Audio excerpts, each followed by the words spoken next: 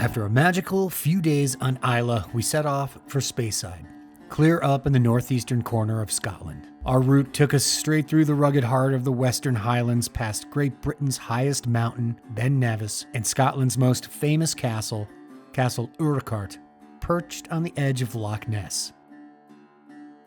Eventually, we dropped down into the fertile countryside of Speyside.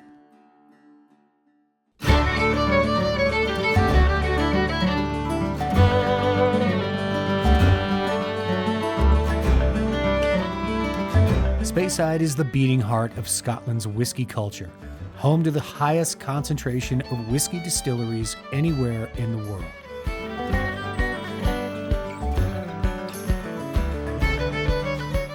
It's like stepping into a fairy tale, a stunningly beautiful landscape as diverse as its whiskeys.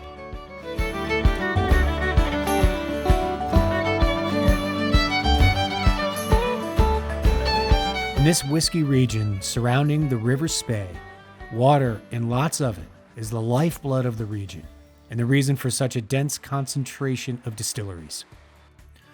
The water here is low in dissolved minerals and flows down misty mountainsides, through fields of heather, down into the peat, and eventually into the multitude of rivers and streams coursing their way towards the Atlantic. Every single distillery here has their own unique water source, which is zealously guarded and protected. It's essential for the distillery's survival and the quality of their malts.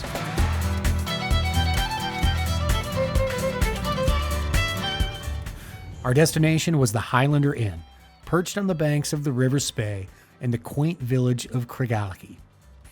Craigellachie may be tiny, but it's a huge name in the world of Scotch whiskey. Located in the heart of Speyside, Craigellachie is within easy reach of dozens of distilleries, as well as the Speyside Cooperage, the largest in Scotland. Between the Highlander and the Craigellachie Hotel across the street, there's no shortage of great food, music, and drink.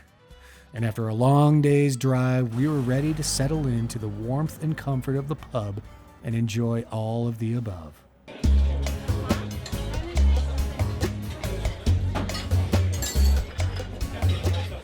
Our base of operations during our stay in Speyside was the Highlander Inn, a beloved landmark that is both the local pub and a world-class whiskey bar. Our generous host and the owner of the Highlander Inn, Tatsuya Minigawa, made his way to Scotland from Kyoto, Japan, as a bartender and a brand ambassador for Suntory Distillers. He worked several years as a bartender at the Highlander Inn under former owner Duncan Elphick before purchasing the business in 2015. Just a small pub right middle of Speyside, and trying to create nice pub theme, good food. How did you get here? I drove from Edinburgh.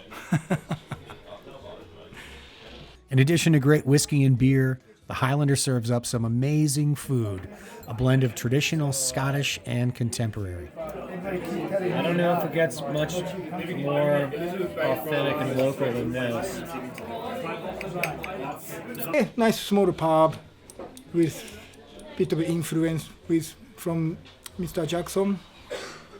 Michael Jackson loved the Highlander Inn and always stayed here when he visited Speyside, especially during the annual Speyside Jazz Festival. Everybody used to call him Michael. I always called him Mr. Jackson because that's the way I grew up. Quite a big age difference between him and myself.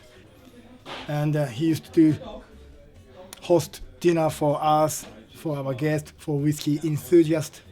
We called it Michael Jackson dinner. Unfortunately finished. Last one was 2006.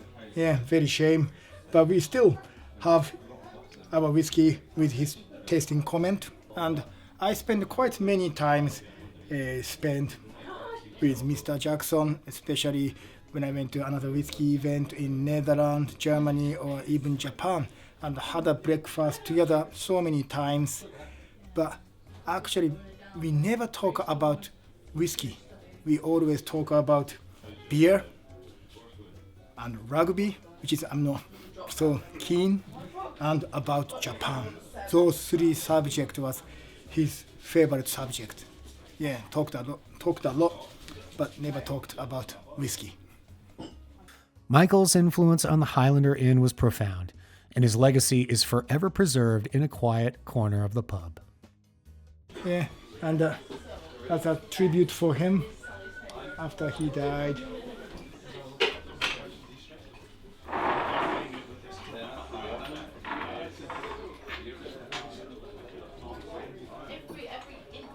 After dinner, we headed across the street to the Copper Dog inside the Craigellachie Hotel, home to one of the great whiskey bars of the world.